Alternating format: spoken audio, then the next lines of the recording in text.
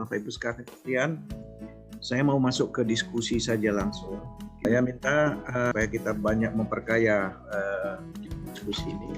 Ini sangat mengharapkan sekali hal-hal yang bersifat informatif atau koreksi di materi-materi yang sudah disampaikan. Langsung saja, Prof.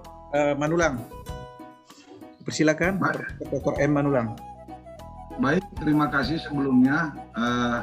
Saya merasa bangga ada Tuan MH Manulang kita coba promosikan untuk menjadi pahlawan nasional.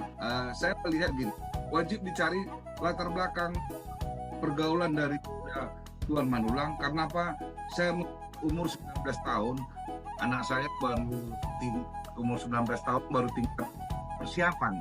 Dengan matang membuat tulisan, saya coba baca tulisannya, dengan matang membuat tulisan yang sangat, ya saya rasa sudah setara dengan doktor yang ada sekarang. Jadi perlu digali lagi. Tuan MH Manulang yang akan sejarah semua, profesor sampai yang doktornya. Tetapi saya tidak melihat, tolong dilibatkan Badan Pertanahan Nasional atau BPN dalam hal ini orang agraria untuk melihat apakah ada yang telah diperjuangkan oleh Tuan Manulang telah diagendakan BPN, konsensi tanah atau sebagainya. Jadi saya tidak ada melihat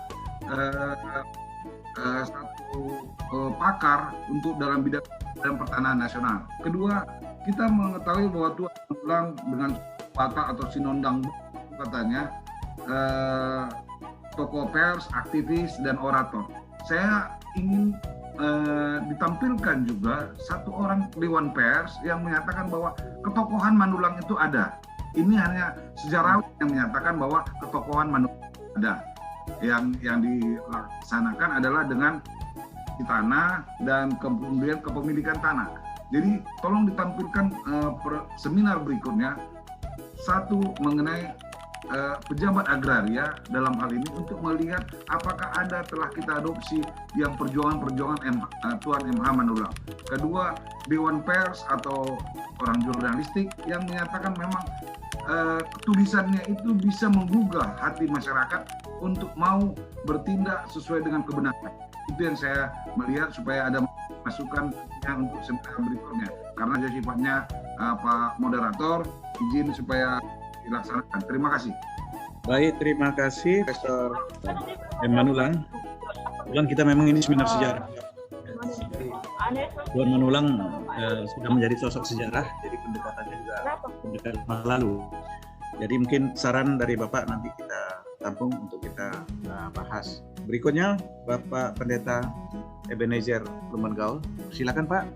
Yang pertama, saya tergelitik tadi dengan apa yang dikatakan oleh Pak Hermawan tentang background kenapa Tuan Manulang bisa sehebat itu dalam perjuangan di usia yang sangat muda. Saya mencoba melihat 3 hal.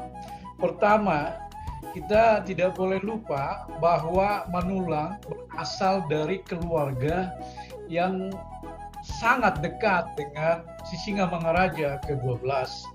Malah ayah beliau konon adalah katakanlah istilah sekarang bendahara dari setiap perjalanan dan perjuangan Raja Sisingamangaraja.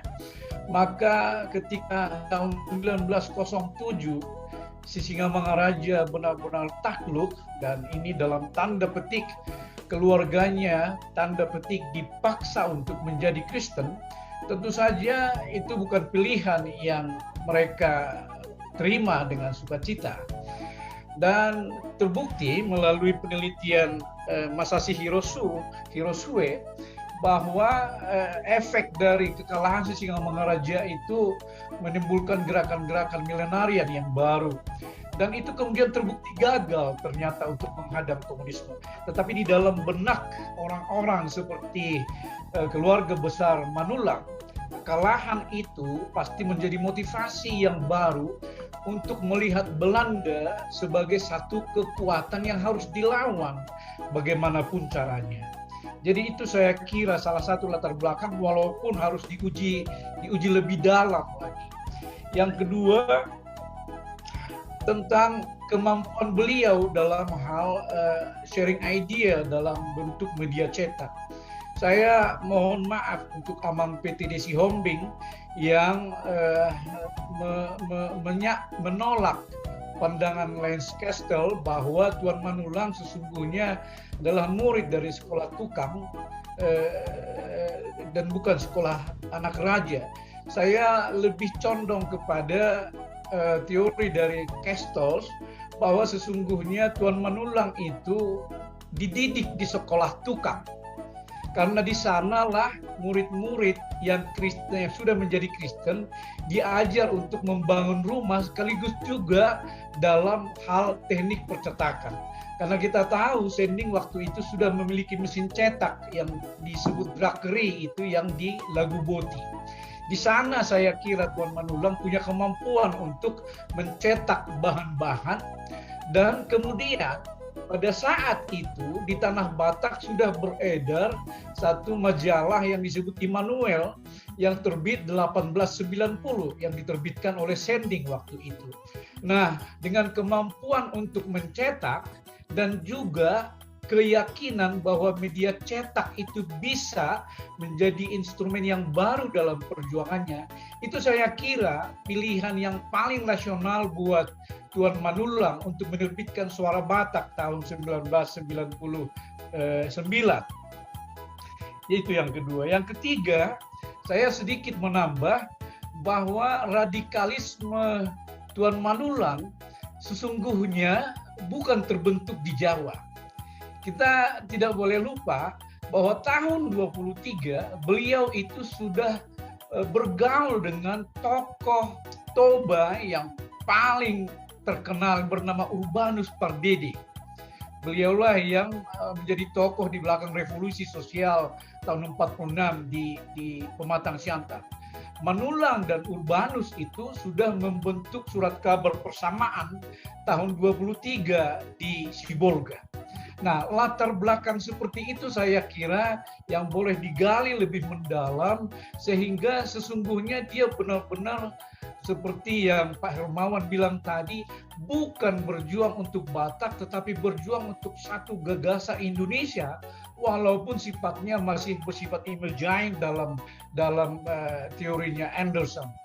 Nah, saya kira hanya itu yang mau saya berikan untuk memperkaya diskusi kita. Terima kasih. Ya, terima kasih Pak Ebenezer. Berikutnya terakhir di sesi ini Pak Pendeta. Iya, terima kasih buat Pak Moderator Pak Iwan.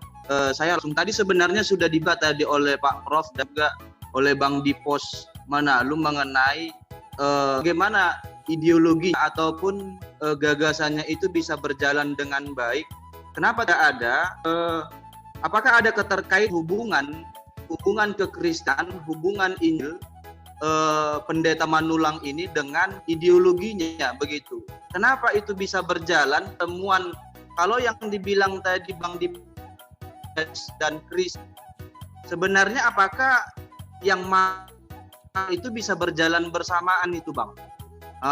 Apakah ada hubungan Kristena dan ideologi yang saya tangkap tadi yang mau dibilang Bang Dipos adalah ideologinya kali.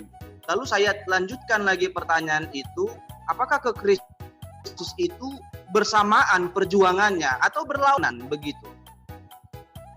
Itu lalu kenapa dalam seminar ini tidak ataupun gerakan Manulang itu melalui dari gereja HCB atau yang sekarang HKI. Padahal yang saya tahu dengan pembacaan saya, Manulang juga disebutkan Lance Castle itu adalah Luther Batak. Luther Batak itu terinspirasi dalam nama Batak itu mungkin saja terinspirasi dari Martin Luther gitu Bang Dipos ya. Jadi tadi dalam seminar ini tidak ada menampilkan bahwa gerakan Manulang ini juga